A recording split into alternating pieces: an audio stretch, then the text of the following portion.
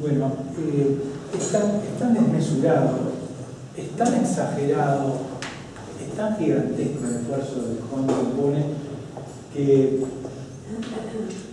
nos exige como lectores algo de la desmesura con la cual él nos habla y reflexiona. Ninguna simplificación de este texto, y menos aún ninguna simplificación de los tres textos de la serie que hoy están cumpliendo el 50% de esta danza de Shiva, que va a ser en 6 tomos. O sea, si ya salieron 3, tenemos la mitad. Es tan desmesurado esto que ninguna simplificación permitiría invitar al lector, y yo diría más bien, un poco en broma le decía a Juan que yo no había terminado de leer este tomo. Sí, leí los anteriores, La construcción del futuro, era el tomo 5 y fue el primero en realidad que salió, la sociedad feudal, el tomo 2, que salió en 2009, por el tiempo en que se me entregó el material, no fue posible completar la lectura, pero hay algo, yo le decía en broma a Juan, hay algo de estructura fractal en esto. O sea, si uno profundiza a ver una parte, empieza a ver el todo. Y el lector actual saltea, hace zapping con los libros, igual que hace zapping con la tele. Pero insisto en esta desmesura. Cuando hablo de desmesura estoy diciendo, imagínense un estudiante de semiótica, un estudiante de comunicación que quisiera interpretar este panel diciendo, bueno, esta es una metáfora materialista. Justo así alejó el agua, pues ahí está el control de los recursos, ¿verdad? Este es el acuífero guaraní, yo soy el macho alto, que estoy intentando. Ninguna imagen de ese tenor permite resumir esta mirada materialista de la historia, pero materialista en un sentido sumamente fino y no reductible a fórmulas fáciles. Una primera imagen, pensemos por imágenes para dar a entender esto. Una primera imagen que se me ocurre es pensar en el mapa de África. Hay una belleza del mapa de África, nos hace pensar en el cráneo de un homínido. Pero ahí, esa metáfora hermosa, que termina, desde luego lo he escuchado de una antropóloga, esa metáfora inmediatamente nos obliga a complejizar. Bueno, pero no un solo homínido, las formas humanas previas o paralelas al Homo sapiens y el Homo sapiens sapiens tienen un árbol que no ha sido terminado de dibujar, y la expansión por el planeta de la población humana, prehumana, parahumana, ha sido un proceso largo y complejo que no es reductible a esa hermosa metáfora del cráneo del homínido superponible al mapa de África. Entonces, para decir lo mismo de otra manera, hablando de mapas, ustedes recordarán el texto de Borges, de rigor en la ciencia. Borges plantea un imperio remoto donde los cartógrafos eran tan exigentes que un día el mapa del imperio llegó a abarcar el territorio de una ciudad. Nuevas generaciones de cartógrafos, mucho más exigentes aún, hicieron que el mapa del imperio abarcara el territorio de la provincia.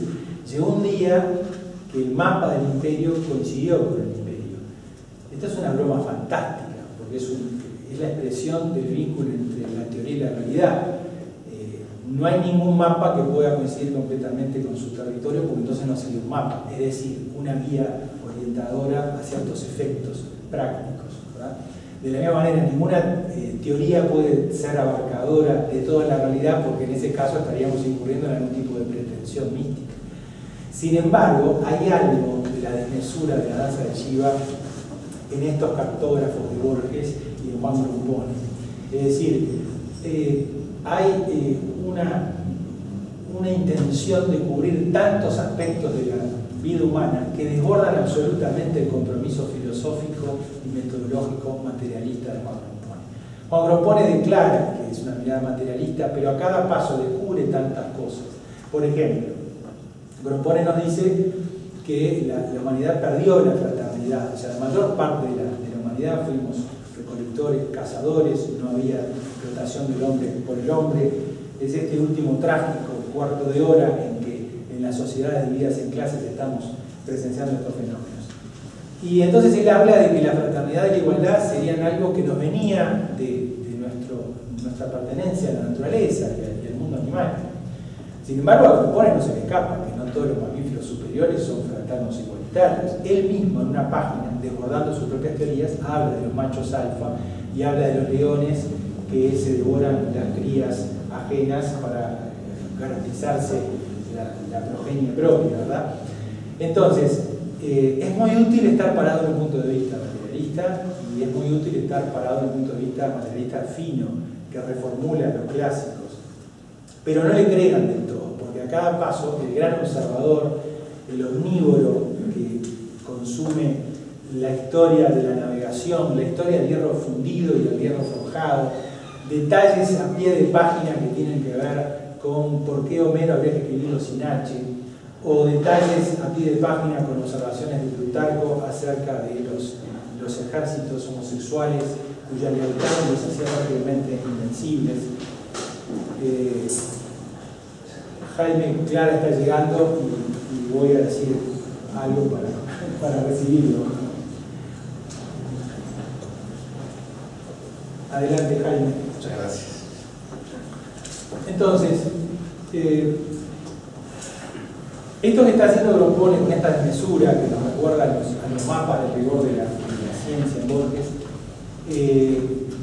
en Uruguay no tiene antecedentes, no tiene competidores. En Uruguay estamos razonablemente preocupados por la historia reciente y Grompone se ocupa de la historia remota.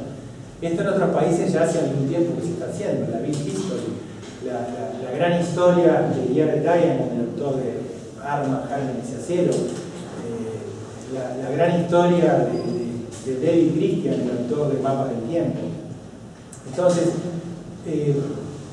en la gran historia, la vida humana está vista en relación con la naturaleza, la vida humana está vista en relación con las herramientas y las habilidades para vencer las dificultades de la geografía y el entorno. Y de pronto, en la gran historia, la Revolución Francesa puede ocupar una nota al pie simplemente.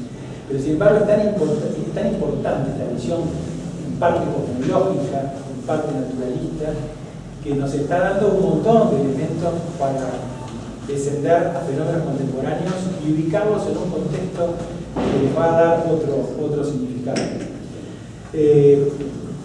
Sin embargo, tenemos algunos problemas. Yo acabo de mencionar algunas referencias de autores que están practicando la gran historia, como el que está haciendo Juan, y por algún lugar me anoté, para no olvidarme, de algunos precedentes incómodos. Por supuesto que él cita los clásicos, el marxismo-leninismo, pero, por ejemplo, a mí me parece que muchas de estas páginas son deudoras y confesas de Kropotkin y la ayuda mutua como factor de evolución. O sea, lo que decía Kropotkin acerca de las malas lecturas, las incompletas lecturas de Darwin, que lo hacían funcional al darwinismo social, deben ceder paso a unas lecturas mucho más completas. Y Kropotkin busca, con ejemplos de la vida animal, una cantidad de elementos donde la cooperación y lo que podríamos llamar la etapa superior de la fraternidad está permanentemente presente. Hay otro lado de pronto más incómodas, y yo creo que con autores que tal vez Juan no ha frecuentado, pero que de alguna manera confirman las investigaciones de Juan. Es el caso de Jeremy Rifkin y la civilización empática. En las primeras páginas, en los primeros capítulos de la civilización empática, Rifkin intenta algo similar a lo que hace Juan, es decir, mostrar que la fraternidad es posible porque la fraternidad ocupó la mayor parte de lo que podemos llamar historia humana.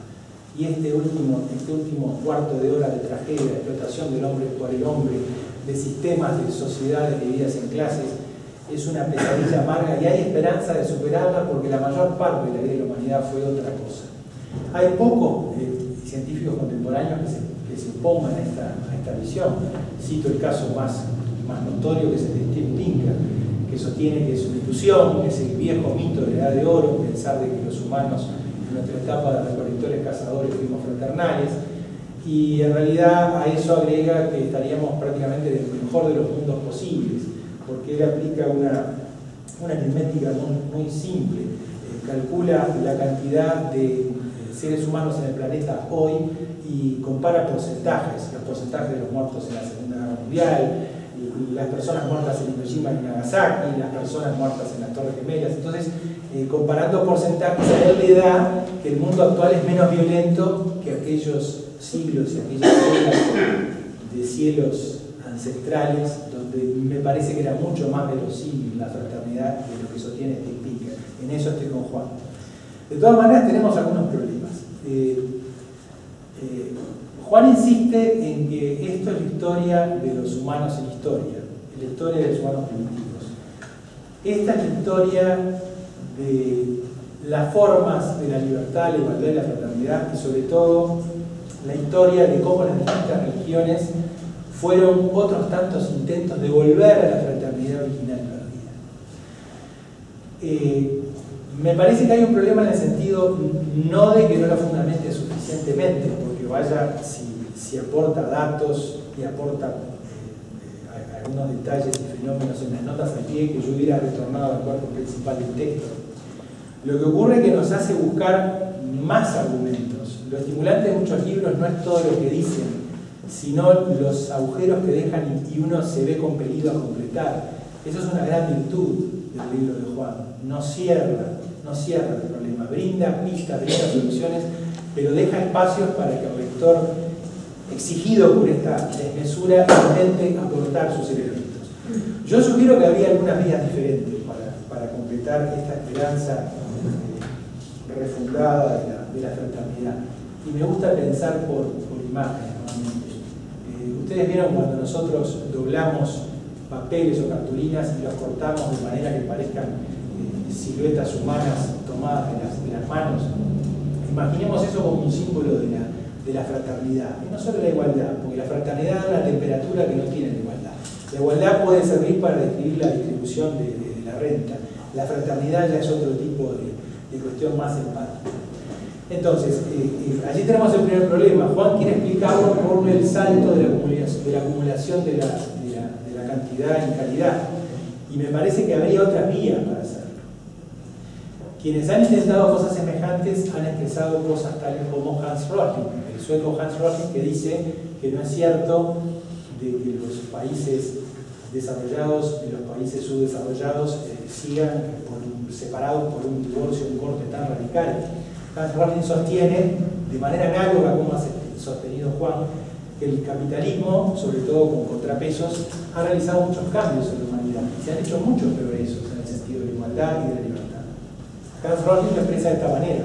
En una época, en 1950, digamos por caso, esto era cierto. Es decir, un país desarrollado se definía básicamente por una larga vida y pocos hijos, y un país subdesarrollado por muchos hijos y una corta vida. Si ustedes visitan el portal Gapminder de Hans Rosling y ven ese estupendo sistema de burbujas para comparar estadísticas mundiales a lo largo del tiempo, van a ver que en el tiempo ha ocurrido eso precisamente, que lo que consideramos países subdesarrollados hoy han alargado la esperanza de vida y han acortado la cantidad de hijos, el número de hijos. Ni hablar que eso se ejemplifica, por ejemplo, por el caso de China, que es una burbuja roja muy grandota que evoluciona y se va acercando a la de los países más desarrollados. Yo insisto en que estos intentos de completar la mirada de la esperanza deberían completarse por otros conceptos sin abandonar el compromiso materialista. Lo que tiene que ver con, por ejemplo, el descubrimiento de las neuronas espejo. Las neuronas espejo están en la base de los comportamientos empáticos, están en la base de los comportamientos fraternos y, por ejemplo, los chicos autistas tienen lesiones en esas áreas, las áreas involucradas, y las personas psicopáticas, que se dice que es el 1% de cada nación, también tienen alteraciones en lo que permite aprendizaje, sobre todo la lectura de las emociones de los demás. Señalar estos problemas simplemente como una de las tantas lecturas que podemos hacer. Y para ir cerrando esto, lo que no quiere ser más que una invitación a la desmesura, porque leer esto es tan desmesurado como el trabajo de los años que han puesto en tarea. Yo diría que la danza de Jiva, y en particular este tomo, irrumpe en un contexto donde la ciencia es utilizada ideológicamente. Uno no puede estar mirando TV Cable sin ver una explicación del Big Bang con una intención ideológica de sostener el creacionismo. Ya sabemos qué está ocurriendo con Estados Unidos, se está intentando enseñar en las escuelas, en las instituciones de enseñanza, las teorías creacionistas al lado de la evolución de las especies de Darwin. O sea, tenemos una enorme manipulación ideológica desde la cosmología del Big Bang a las biologías contemporáneas.